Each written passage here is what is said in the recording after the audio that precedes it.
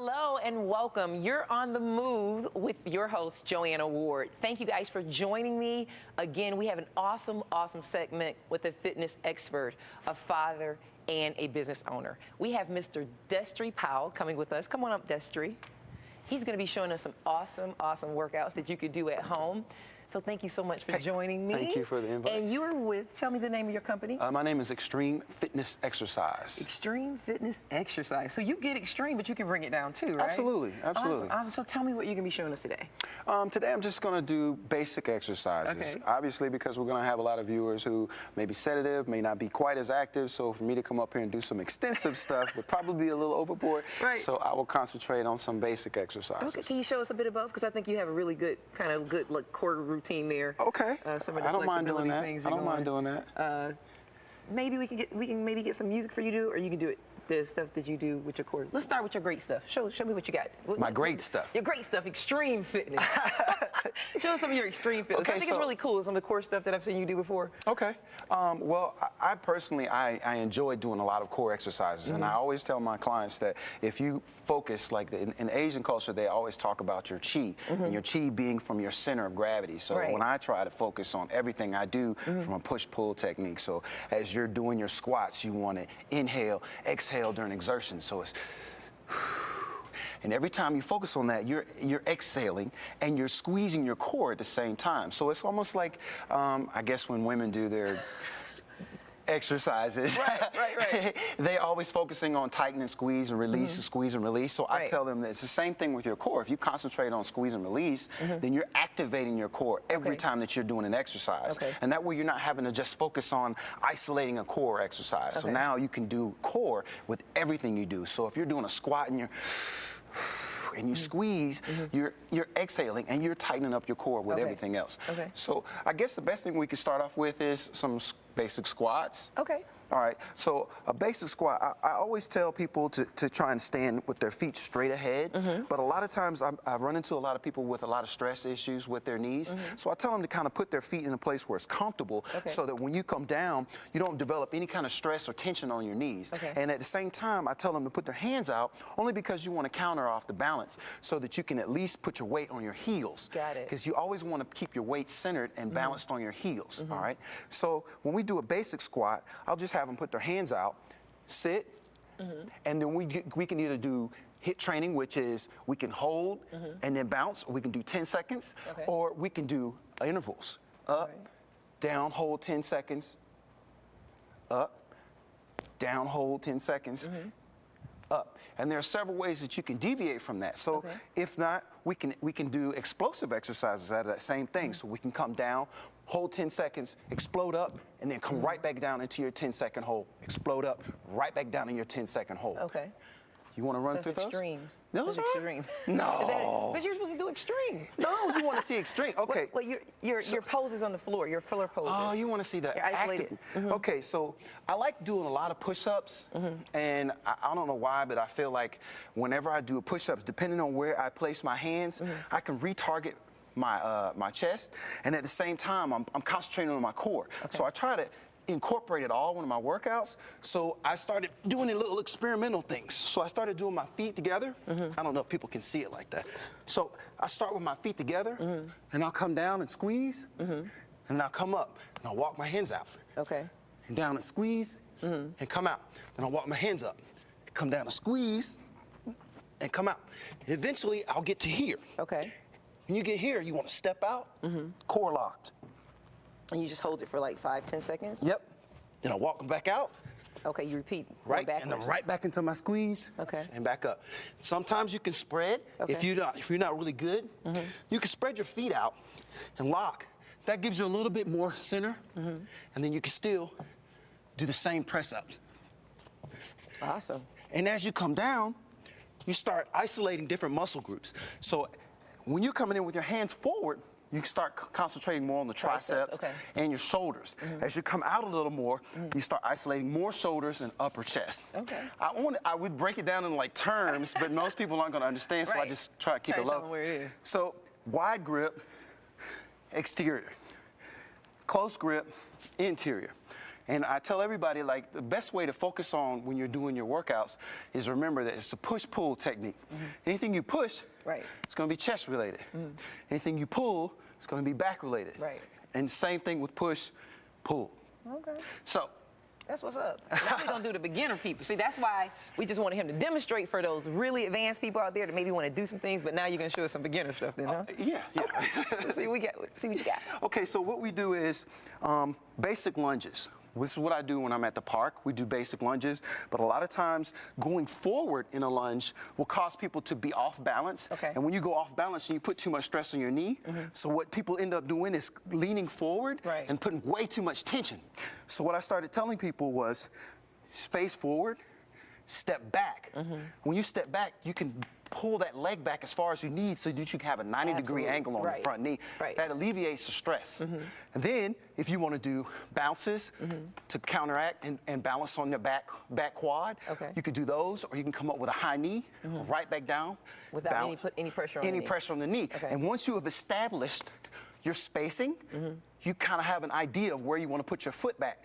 So that keeps you in line. So when you're here, then you're right back into your line, your statement line. All right? Hands, shoulders. And I tell everybody the same thing. Your shoulders and your back leg is ideally where your weight should be. So when you step, your shoulders should be in line with your knee. So you're in a straight line. So when you know that, that's when you know the true tension is on that back leg. That's where it should always be. That's where it should, not on the knee. Not on your knee. And so when they start off, they're going to start off here, and they're just going to go back. Correct. Into that line. So if I'm a basic beginner person, I would go back here, and then I would dip, or would I go all the way back until I'm comfortable and then go down straight? Or here? I mean, like. You kind of want to focus on getting the quad. When you start doing extensive, then that's more into a stretch. Then you're not putting a lot of weight on it. All you're doing is tilting and allowing that quad to pull. This isn't going to be an ideal lunge because it's not hitting the target. What if my quad is not strong enough to hold? Then what you do is you go down in bare minimum motion. So you'll just come down until you feel that, okay, this is enough tension. Then you come up. So if you're in line, and you step back, you already know this is your 90-degree angle. So what you do is you come down enough to where you feel the tension and you know you can come back up. These are the ones where you want to keep them close and short. Then you try and knock out as many as you can. The best way to do it is through a time frame. Instead of trying to do a number, some people like to count, and then some people like that time. When you do a time, each time it's going to allow you to keep focusing on how much time do I have to finish. And so if you say, okay, I have 1 minute to get as many as I can, each time you're going to improve. But if you keep going, okay, I want to do 29. Every day you do 29, you're going to be running through 29 and not thinking about it, and it just becomes routine. And the way the body's designed, efficiency. So anything that you do, after you do it over a period of time, it becomes efficient. And then you're going to keep doing it and in repetition, and you're not going to be thinking, oh, I need to increase. And so what happens is people plateau, and they're like, oh, well, I've already done this, and every day I get up and I do 29, and it's not working anymore. I said, well, put a timer on it and stop counting and just push yourself to do as many as you can until you burn out. Failure is always the best one. Failure and form are your keys to training. So you want to hit another ball? Yeah, let me see what you got with the ball. So this is going to be my extreme. So what I started doing was I'm always into abs, so I'm always trying to create something different. This is something I learned a long time ago when I was in New York and I was at Bally's. And we started like developing different exercises amongst each other. With the ball, a lot of people have the ball and not really sure what to do with the ball. So what I've come up with is ways to pull and lock and balance. So you're working on things that are very important as you get older, is our core and our balance and stability. So what I do is I start with the ball at the bottom. I roll out as far as I can go, balancing, lift, and lock. Now you got your core, your upper body strength, your feet are locked, and I don't know if you can notice, but I've got my quads locked, my calves locked. Everything is tense. And every time that you tense up your entire body, every muscle is activated. And the whole time you're locking, you're breathing, you're locking, you're breathing, and you want to hold as long as you possibly can. And then after that, you drop your knees and you roll back in. You want to try one? I'm going to go this way. I'm going to do this.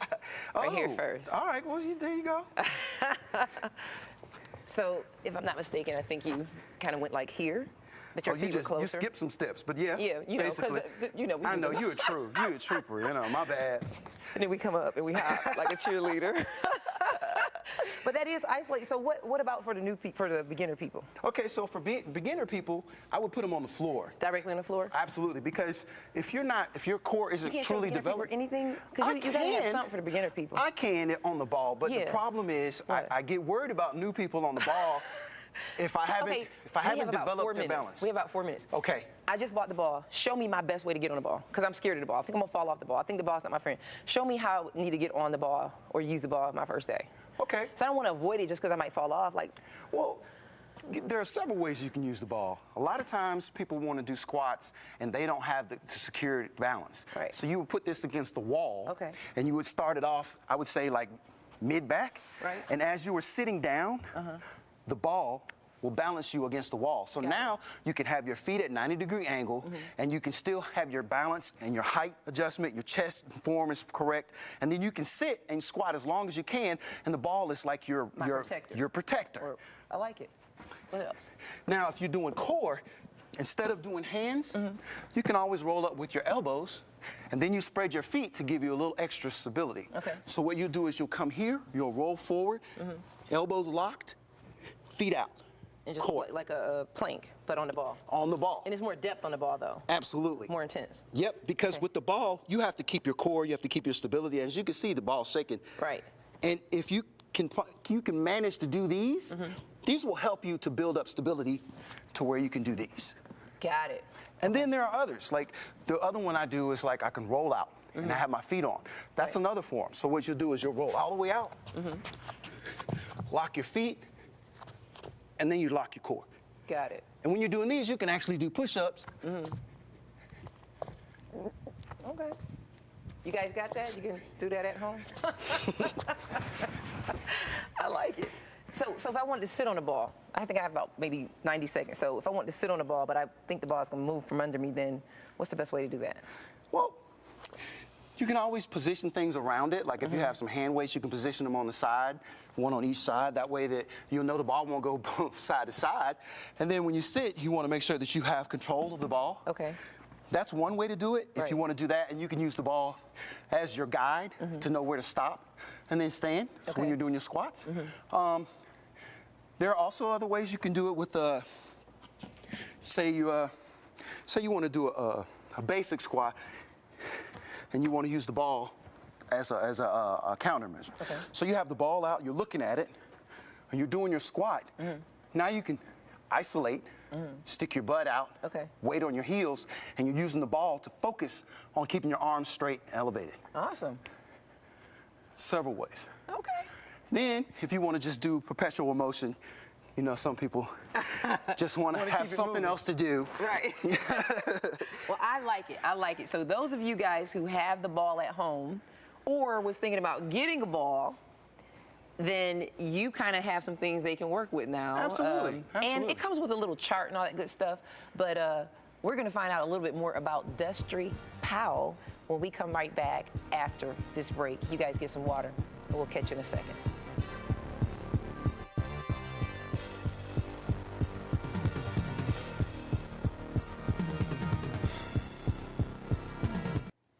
Welcome back from that wonderful workout. I hope that you have dried off, calmed down, and gotten yourself together. We are going to sit down and now have a conversation with Master Barber and Master Trainer, Mr. Destry Powell. Thank you, Destry. That was an awesome, awesome workout. You showed us so many beautiful things to do on the ball. Thank you. And how to get our abs tight and right. Thank you. And, you know, you're going to be hanging around with us a little bit more on the move, right? I hope so. That would be the move. So Destry, how did you get into fitness? Like, how did you not just get into it? Wow. Yeah, but you like are helping people now in parks and stuff like that, so. Okay, well, I've been an athletic nut all my life. I've always been extremely hyper. So my parents always tried to kind of like channel that hyperactivity into things that would be positive. And I've kind of been into track, football, basketball, some baseball. Tennis was like my favorite because you never stop running and the ball's coming and it's never over, you know? Right. And I really liked tennis because it just kept me active and I could burn out all my energy really quick, that and track. Right. And, but I got into doing that and I noticed that there were a lot of other people who would come and ask me questions, even at a young age, like, what do you do? How do you train? What, you know, what's your goal? How do you set up? And then I just started helping people out then, like high school, and I never thought about it, you know, turning it into a business. And as I got older, I still went to the gym, just started working out, and then I had friends that would come work out with me. And then pretty soon, while we're working out, someone would come on, hey, can we join in with you guys? Sure, okay. And then after a while, you got all these people coming up asking you all these questions, like you're looking at them like, your trainers are over there, you know? Right. And so after a while, they're like, okay, you know what? Maybe I could do something with this. Let me see what I can do. And then I started doing some research, and I started trying to figure out how I could develop my own personal style and see what worked for me and what would work to help other people. And then the rest is history. It just kept growing. Right. So there was no way to forecast that we would be where we are as a society with so many disparities that's associated with inactivity and poor diet to even get you on that pathway. But it's amazing how destiny kind of already sets up in the life. Absolutely. Destry, but destiny. It kind of already sets itself in place for you to kind of be where you're supposed to be, you know, when it's most needed. Yeah. In our society, we definitely need everyone on deck to help motivate people who probably weren't athletes, people who are not as motivated. And so I applaud you for, you know, becoming a part of the movement. Thank you. To help educate our society and clients and people who just don't otherwise know, or they know and don't know how to apply. So I appreciate that and sharing your testimony, your story, and actually, you know, coming online with us. But you do more than just, you know, training and fitness. You have some other things you don't tell us about that. Oh, well, I'm also a master barber.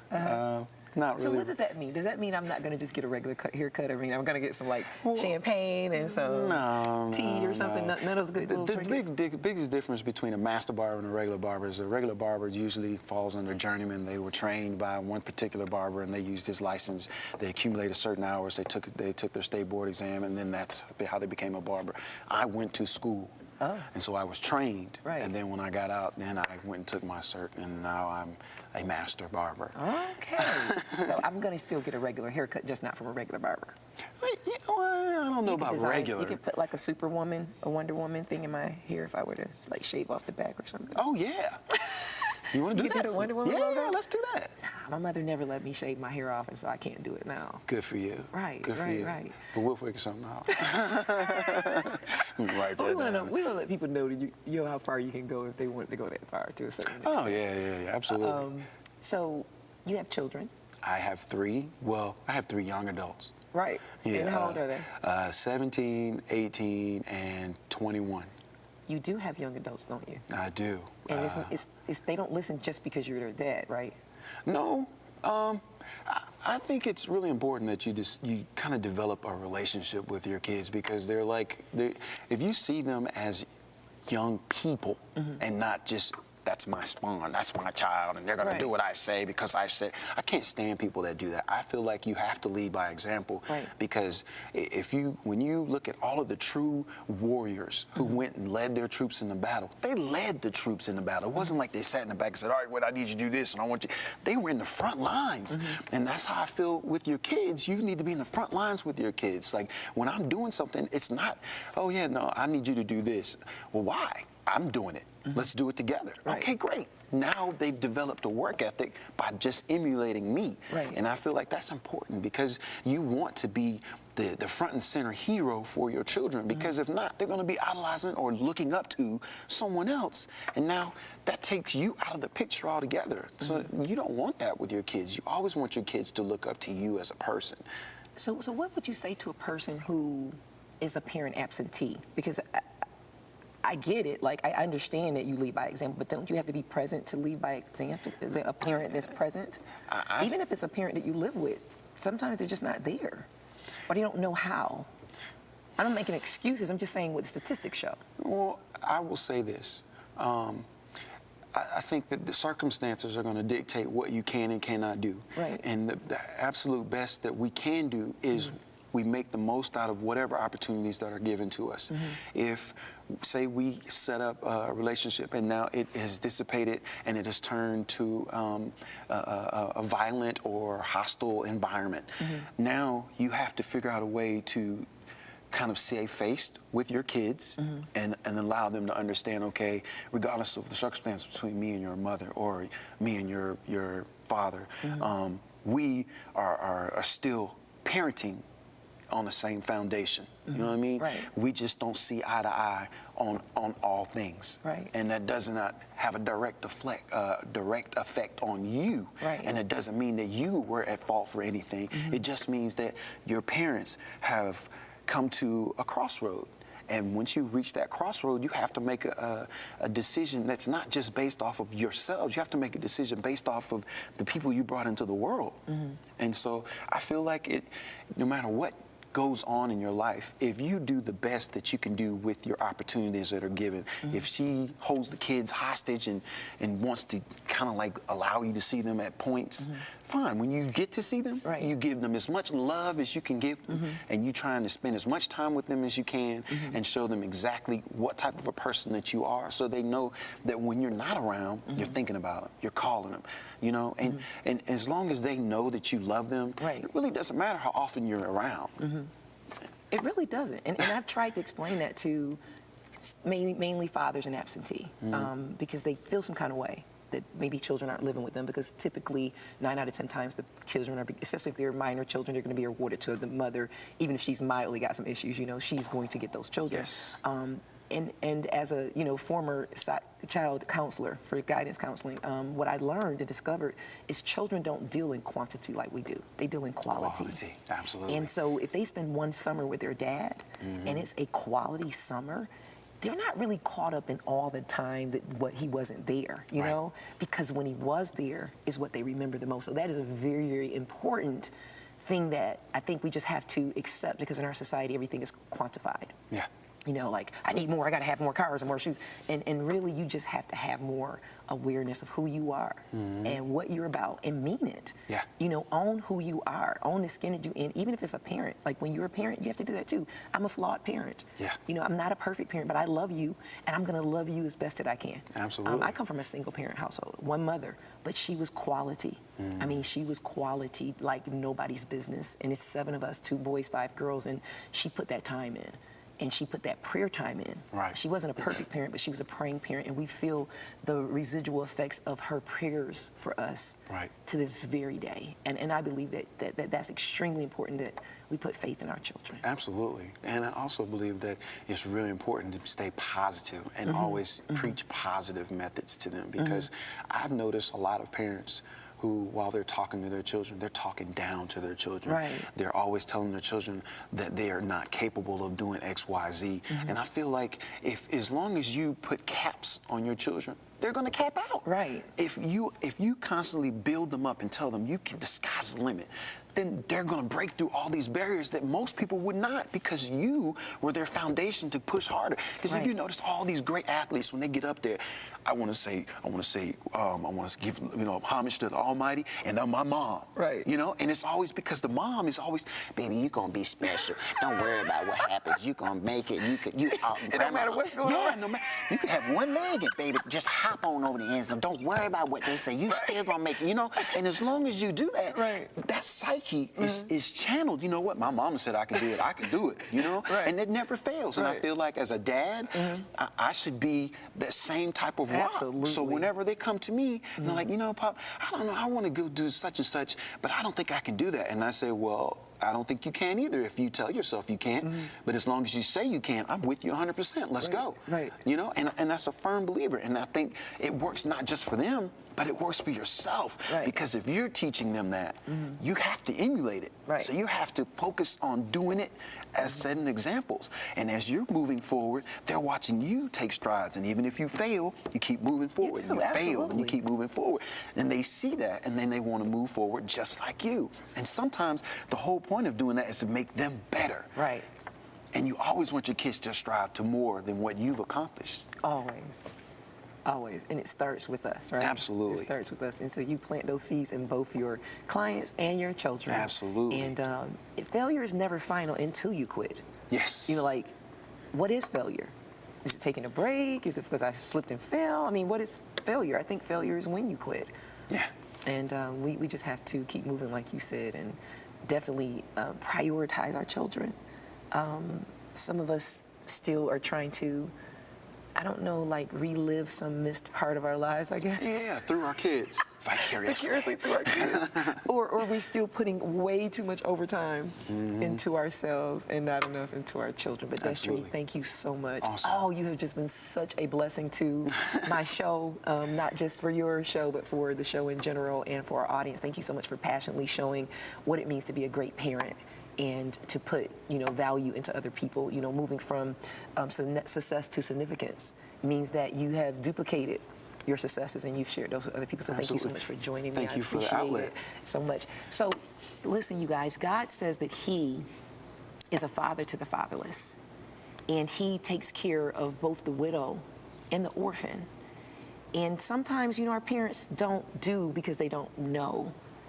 But when you do know better, you should do better. And each of us are charged with working out our own salvation, our own lives with fear and trembling. No one can live your life for you.